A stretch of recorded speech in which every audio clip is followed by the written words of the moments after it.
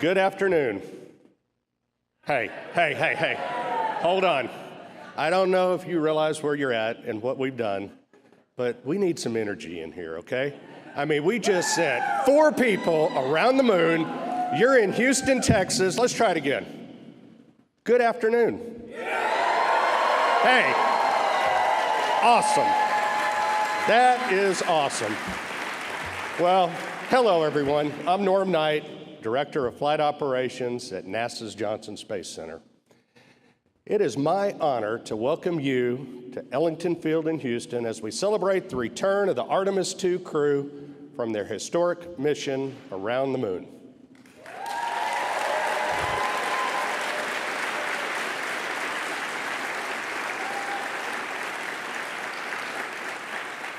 This afternoon, we're not only celebrating their safe homecoming, we're recognizing a milestone in spaceflight history that advances America's bold return to deep space, this time to stay.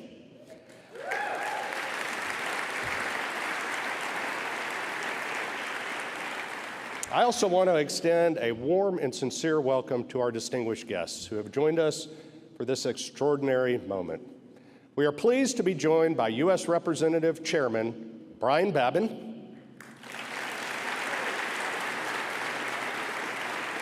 Representative Michael Cloud,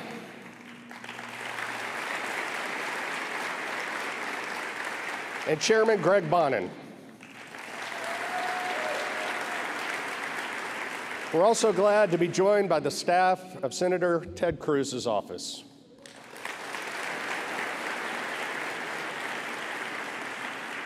And of course, to our NASA leadership and our partners across government, industry, and abroad.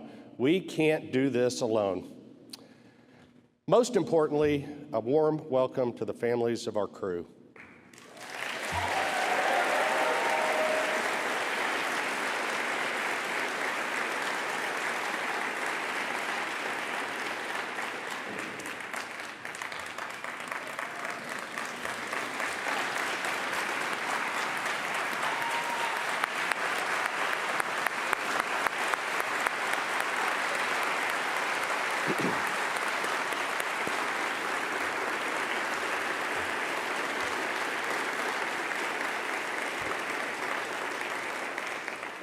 Their steadfast support, resilience, and love are the quiet force that power every mission we fly.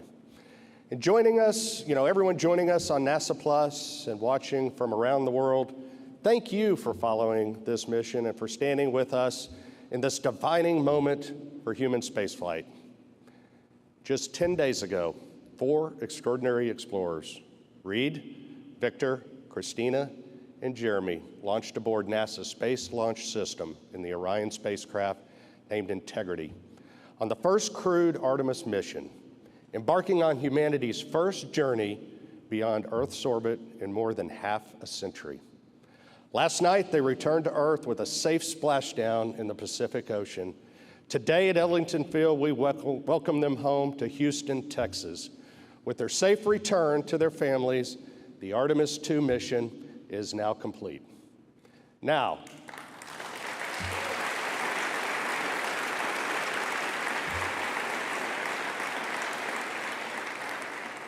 to help us bring this incredible crew out here, please join me in welcoming NASA Johnson Space Center Director Vanessa Weish to the stage.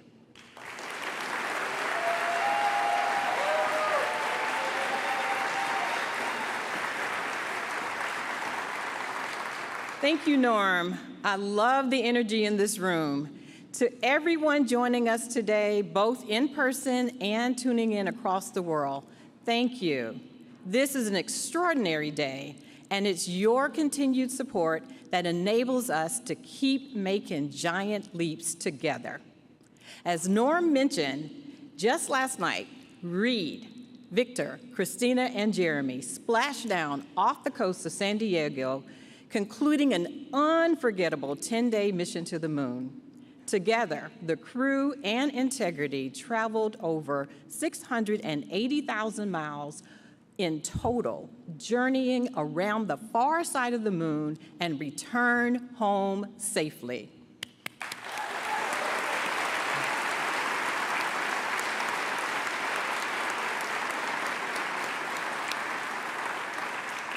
marking a milestone within our agency's history that will echo for generations to come. Along the way, this crew completed critical demonstrations from Earth orbit operations to systems checkouts to the translunar injection burn and complex trajectory through cislunar space. For the very first time, Orion's life support systems were tested with astronauts on board, an essential mission milestone for deep space when we go there, further and further ahead. Beyond the data and demonstrations, this mission gave us something bigger, a powerful reminder of why we dare to explore. During a ship-to-ship call with the International Space Station, the crew shared a reflection that resonated around the world. How looking back at Earth, our bright, beautiful home, suspended in the vastness of space, reminds us how connected we are, how alike we are, and how precious this shared planet truly is. Millions globally felt that connection throughout this mission. People didn't just watch, they were invested. They cheered every milestone, they reveled in each heartfelt moment, and felt the triumph of this journey right alongside the crew. The excitement, the pride, the unmistakable moon joy, it is everywhere. And a new generation witnessed, if you can dream it, you can be it. And it will lead to countless students to become the next scientists, engineers, inventors, mathematicians, and astronauts, who will dare to forge new frontiers in space and push the boundaries of what's possible for the benefit of all. Artemis II was designed to test, to learn, and to prepare, and it did exactly that. Its success is a testament to the dedication of thousands of people across the agency and the world who worked tirelessly with excellence, supporting the crew through every phase of training and execution. This is the golden age of exploration, defined by innovation, partnership, and a bold, renewed commitment to extend humanity's reach. This mission moves us closer to exploring more of the moon, unlocking scientific discoveries, expanding economic opportunity, and laying the groundwork for the first human missions to have a sustained presence on the moon and for us to have our astronauts venture to Mars. Today's celebration is about more than hardware and milestones. It is a celebration of 4 pioneers who represent the very best of humanity, who traveled farther than any humans have gone before, and who carried all of us along with them. And now they are home. It is, yes.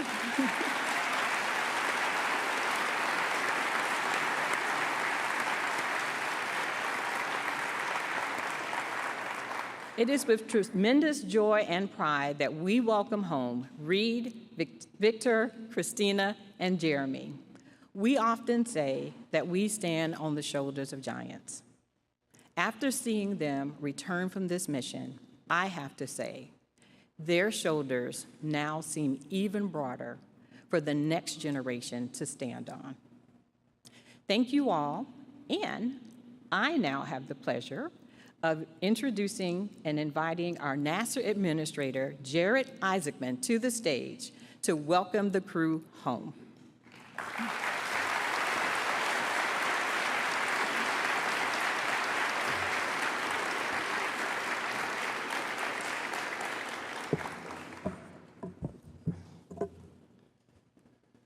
Well, good afternoon, and welcome home, Artemis II.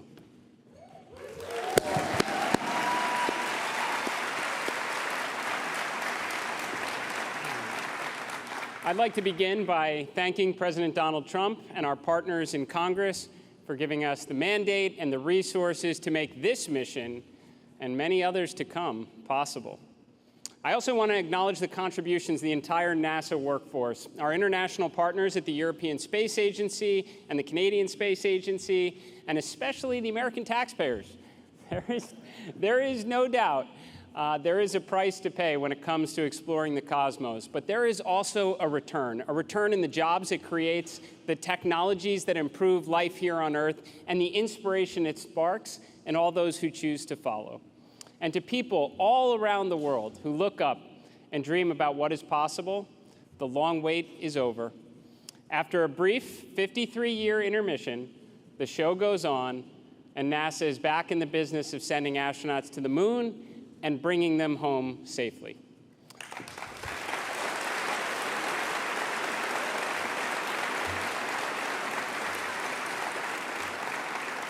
This is why it is now my great privilege to welcome to the stage Commander Reid Wiseman, Pilot Victor Glover, Mission Specialist Christina Koch, and Mission Specialist Jeremy Hansen. Ladies and gentlemen, your Artemis II crew.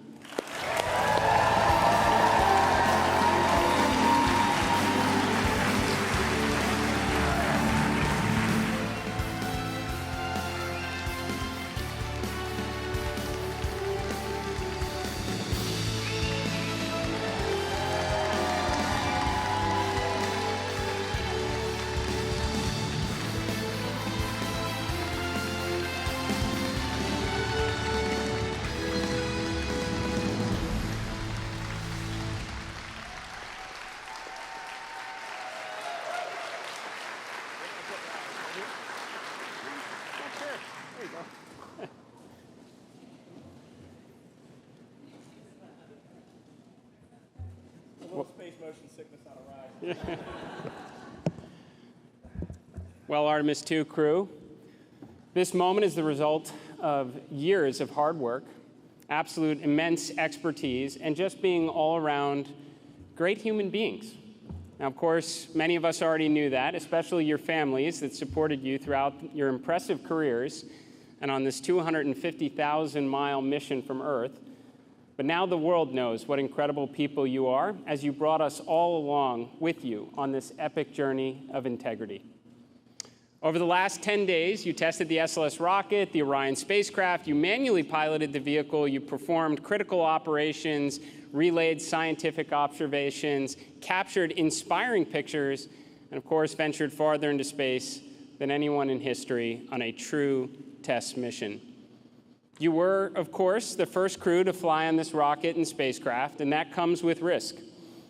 You accepted that risk for what we collectively stood to gain, all that we have now learned from your mission, and for where we will inevitably go from here.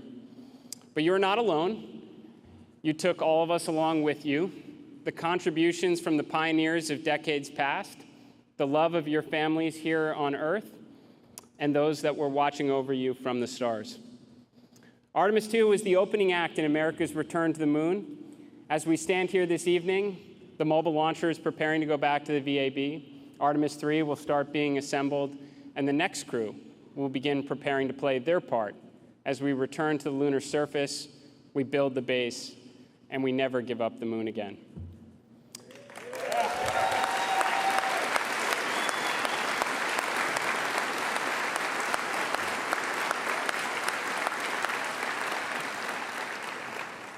Commander Wiseman, Reid, you said in an interview back in February that you hoped this mission would be forgotten, overshadowed by all that was to come after.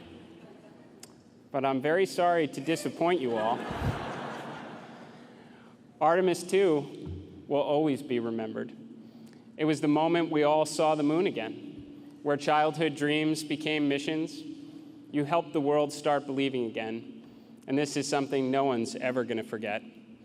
So on behalf of NASA and the space-loving community from around the world, thank you for showing us your courage, your professionalism, your unity, and your humanity. Thank you for showing us the moon again. Thank you for showing us planet Earth again. And thank you for contributing to the greatest adventure in human history. Welcome home, Artemis II.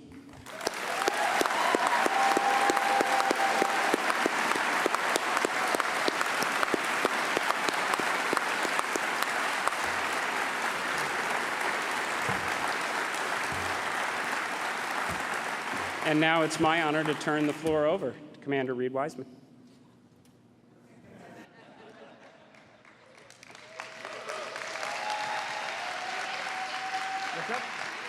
Yeah, let's sing.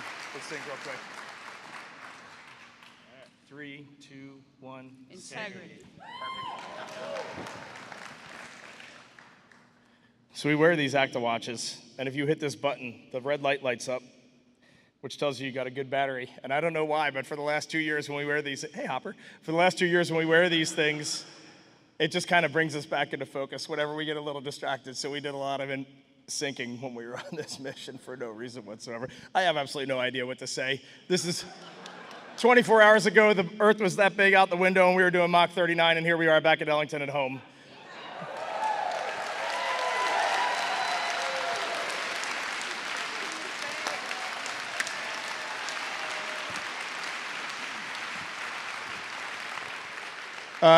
Every one of us are just going to give a couple words, but I get the mic first, so I'm going to start. Victor, Christina, and Jeremy, we are bonded forever, and no one down here is ever going to know what the four of us just went through, and it was the most special thing that will ever happen in my life. And our families are over here, and with the exception of Dot, Susie, and Jeannie, who are in the audience, but I don't know where they are. But Dot, I'm going to hit McDonald's later today in honor of your husband. No one knows what the families went through, man. This was not easy. Being 200,000 plus miles away from home, like before you launch, it feels like it's the greatest dream on earth. And when you're out there, you just want to get back to your families and your friends. It's a special thing to be a human, and it's a special thing to be on planet Earth. Thank you.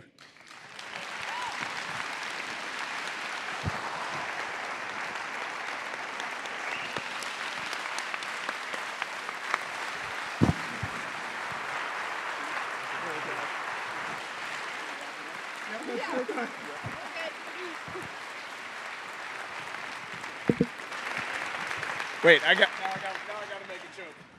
The only person who can follow that up is Victor Glover, so let's go. And now we're ready for questions. I'm going to keep it brief because I'm afraid to start talking. I have not processed what we just did, and I'm afraid to start even trying. When this started on April 3rd, I wanted to thank God in public, and I want to thank God again because even bigger than my challenge trying to describe what we went through, the gratitude of seeing what we saw, doing what we did, and being with who I was with, it's too big to just be in one body. And I wanted to thank our families for everything that he just said. So great words, great words, great words. I love you, but not just those 5 beautiful cocoa skin ladies right there. All of you. And I wanted to thank our leadership. And it's changed since we were here in April of 2023. But the qualities haven't. And we are fortunate to be in this agency at this time together. And so I'm going to sit down. Thank you also to our air operations for this facility and for our ride home from San Diego. And I love you. Thank you.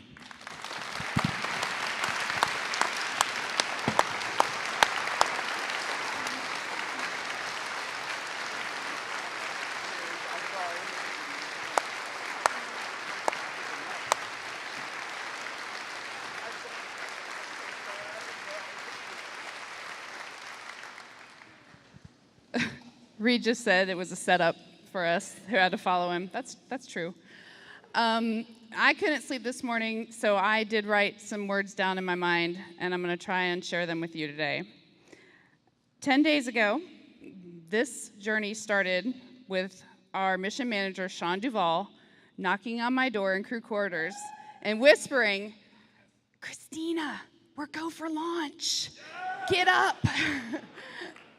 And it ended last night when my nurse on the ship put me to bed and said, "Ma'am, can I get a hug?"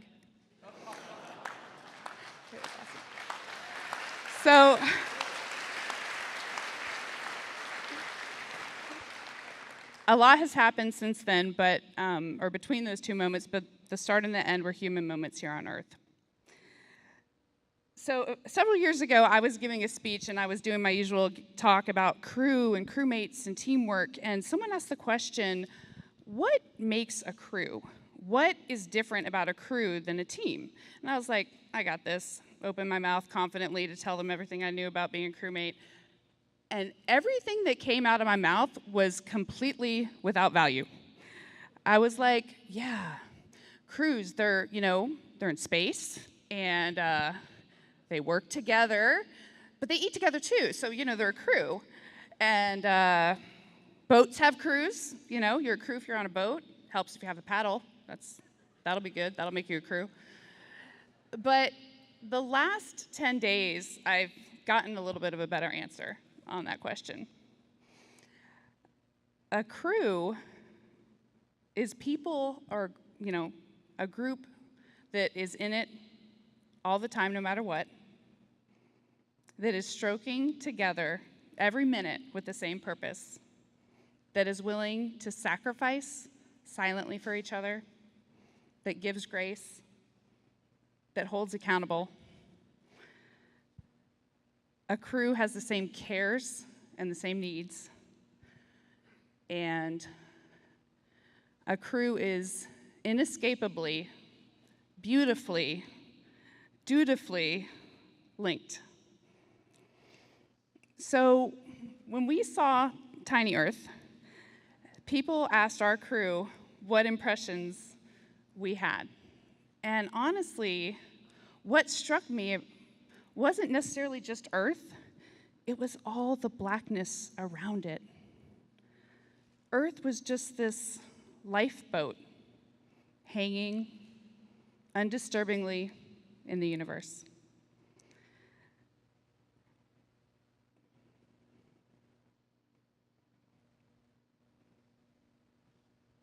Uh-oh. So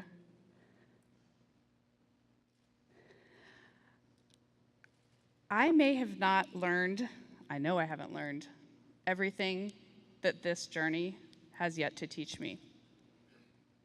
But there's one new thing I know, and that is, planet Earth, you are a crew. Thank you.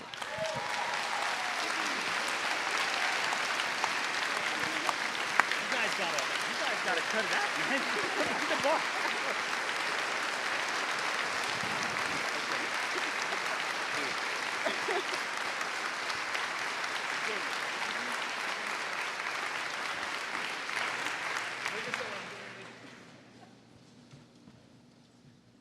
Well, it's been a lot.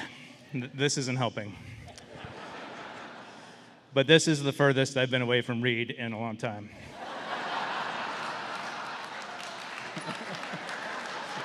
Thank you. All right, that's better. Thank you.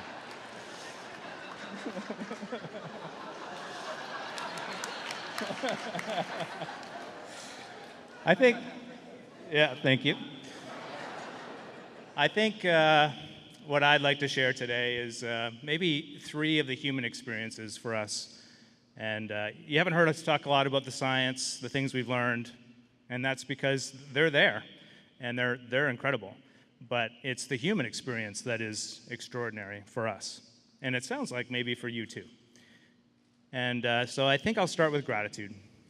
Gratitude for my family, gratitude for NASA, for its leadership, gratitude for Canadian Space Agency, gratitude pour les Canadiennes et les Canadiens. Et j'ai hâte de pouvoir revenir avec Reid, Christina, Victor au Canada. Gratitude for the bravery and the courage for the teams to be no-go when we were no-go and go when we were go. That took a lot. And I don't think people will really ever fully comprehend how well supported and trained we were. It is almost unbelievable.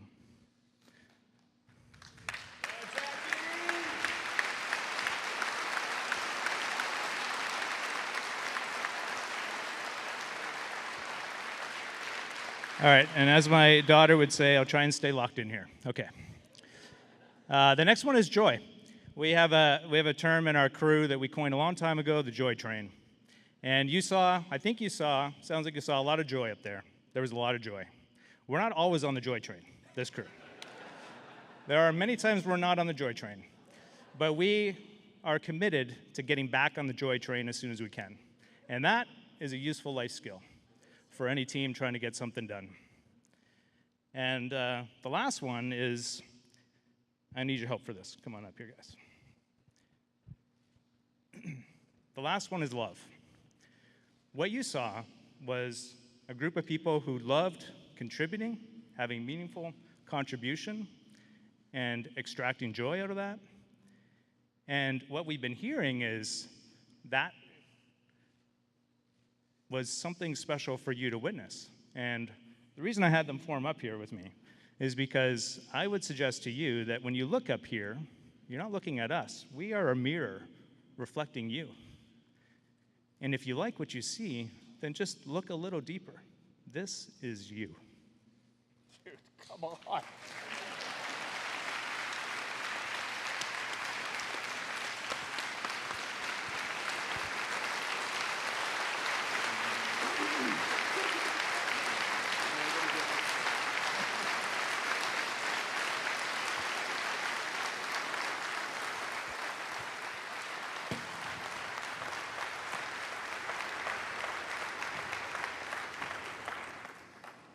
Wow. Thank you, Reid, Victor, Christina, and Jeremy, for your leadership, your integrity, for representing the very best of human exploration. You are the tip of the spear representing all of the ground teams working along your side to make this mission a success. And by the way, welcome home. Yeah.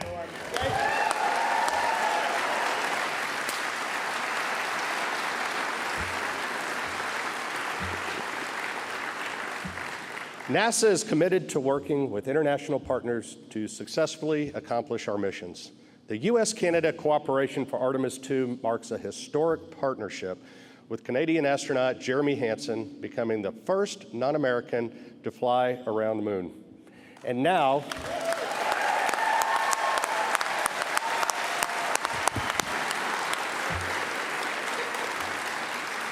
that's the energy. And now it is my pleasure to introduce Canadian Space Agency President Lisa Campbell.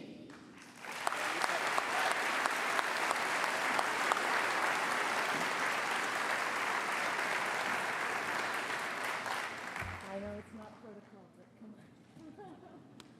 Thanks, Lisa. Thank you.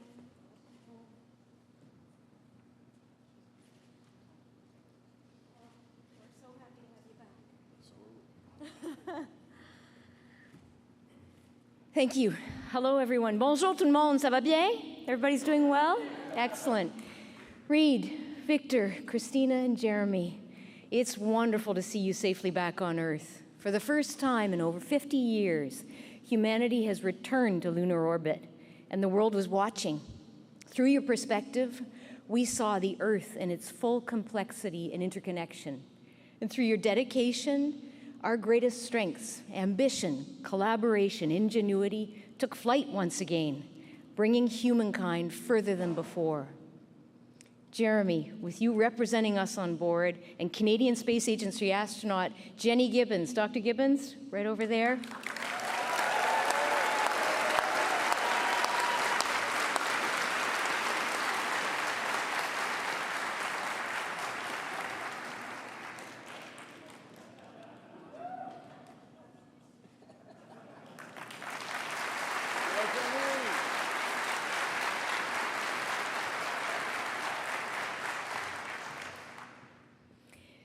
Supporting the mission on console as Artemis Capcom, Canada is incredibly proud to be part of this endeavor.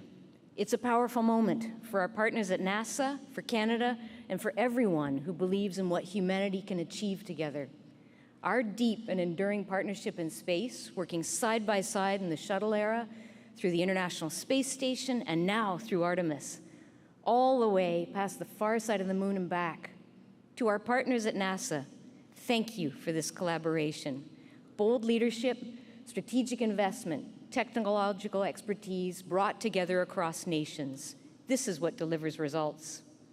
And the Artemis program shows us that when we align around common purpose, we can drive prosperity for generations to come.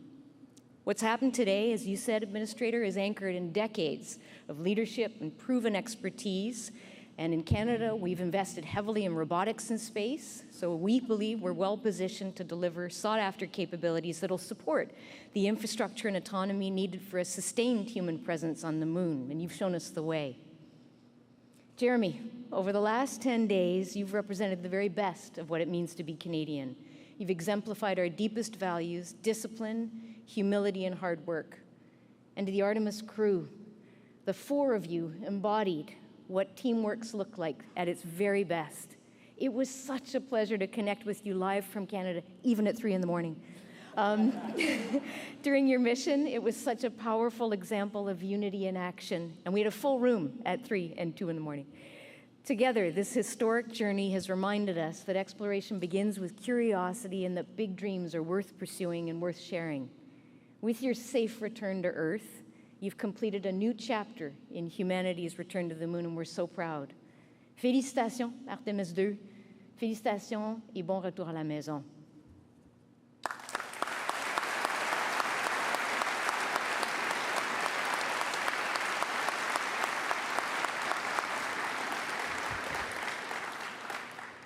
We are proud to have strong bipartisan congressional support for the United States space program, and we're honored to be joined by members of Congress here with us today.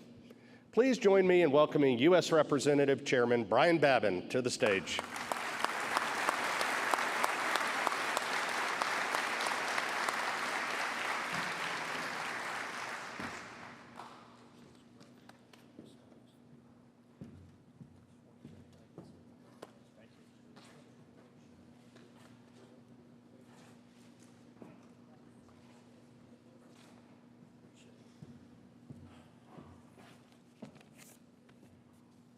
It's hard to know how to follow something like that. It's unbelievable.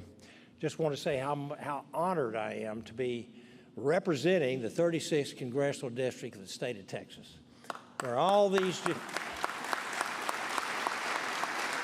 thank you, where all of this